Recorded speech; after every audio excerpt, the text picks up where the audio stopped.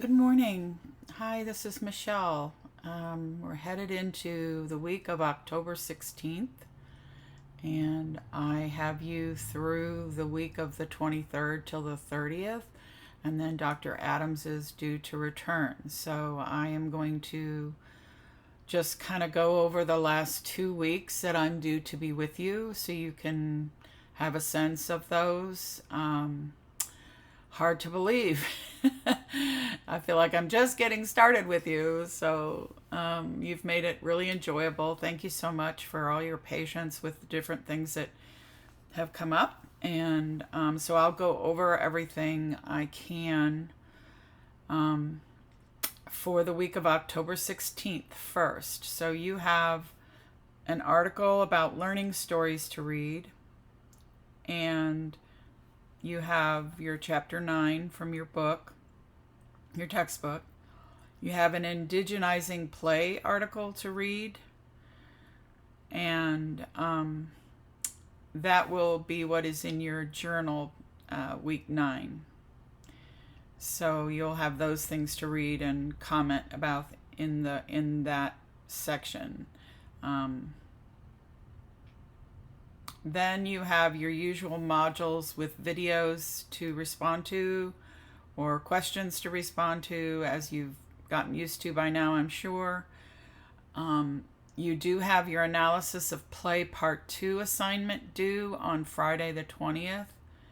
And you have your play activity proposal of an idea due.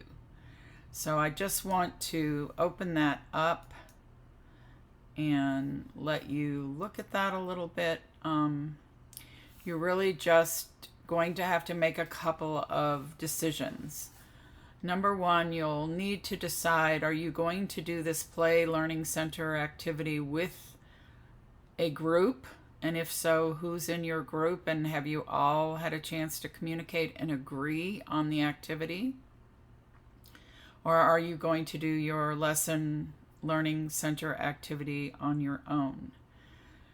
So I just want to say that probably what you want to do this week is make that decision first, and then you'll be able to look at how this learning center activity assignment is set up. And you'll notice it says who will complete this. So you will have to divide up the responsibilities for this planning, for planning purposes. And you notice there's graduate student only activity 2 there. So just be aware of that. So this will all come due when Dr. Adams is back. Right now you're just making a simple activity description. So you don't have to concern yourself with a lot of the details right now. It's more you need to decide how you're going to do this. You'll base this on your observations. So you'll think about what classroom you want to do this in and what you've observed. You noticed it says common interests of the children. So you've been observing the children. What are the things that you feel something they have in common? And if you need assistance with that, there's lots of information that is listed in the Learning Center activity section to help you with that. So be sure you consider that carefully. But right now, you're really just making some pretty basic decisions about it. And if you have questions, be sure to let me know. You also have your Thrives Forest School observation coming due. Some of you will complete that on the 18th, the observation part. Some of you will have already gone on the 13th. So you can submit that any time once you've gone. But it is due next week. So that is pretty much your week for October 16th. Then I'm going to go on and go back and go into the week of the 23rd. And that'll be the last week that I'm scheduled to be with you. And you'll notice you're done with the textbook, so you have some other reading to do. And you have your Thrive paper due. You have your play activity plan will be due next week. So that's just coming up. And there is a preview here. And then the graduate students have field reflection 4. So here are your ELC visit final observations. So now you can kind of keep in mind when you're there this Play Learning Center activity. So please look at that carefully. And here are the materials I told you about to support. Something I want to caution you about is that many times students hear lesson plan and they think of a traditional lesson. And remember, this is an activity that you're doing, and we're not so much concerned with outcomes. The outcomes are child directed. So you make a plan, you do an activity, and you see how the children respond to it. You're not going in and saying, we're going to make this, or we're going to do this. You're planning an experience they'll have, and then you will see what they do with that. That's the kind of activity that you're planning. Here are some examples that you can look at. I'll open this one up, and you can see that there's information here, and under each space there's activities, activity suggestions.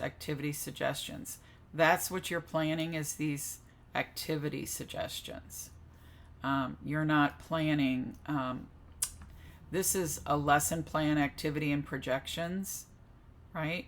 So in other words, these are things that the teacher is considering having out in the room. And you notice there's the learning standards are there. So I just want to encourage you to say, here are the materials, and here's what the children might do with them. And then you as a teacher, if you were staying in the room, would note what did they actually do. And here's their cycle of inquiry, that kind of thing. So I just wanted to let you see these things. Don't worry about following them to the letter. Just use them as examples of what might be helpful to you,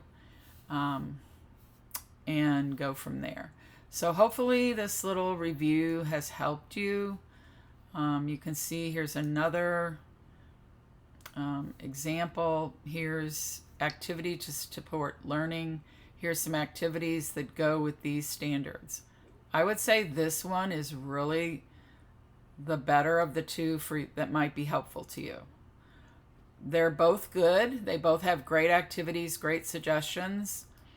I just think this one might be clearer because you can see the content standards and then how they've done activities here. So use those to help yourself, and just note that you'll be doing those activities in the ELC classroom when Dr. Adams returns. So you won't actually be doing these until November, but you're planning for them now. And then you'll see the graduate reflection 4 is here, and here's where you'll submit your Thrive observations. So those will be the last things you do with me as they're planned right now. I'm hoping that I go over this over 2 weeks' time, kind of helps you see the connections. And let me know if you have questions. I'm still here. And I'll be here the rest of the semester, but you'll be seeing Dr. Adams come back and have, it's her course. I'm here to support it and be part of it as much as possible. So I'm not going away. I'm happy to help you in any way possible. I just want to make sure you kind of see that coming. Okay.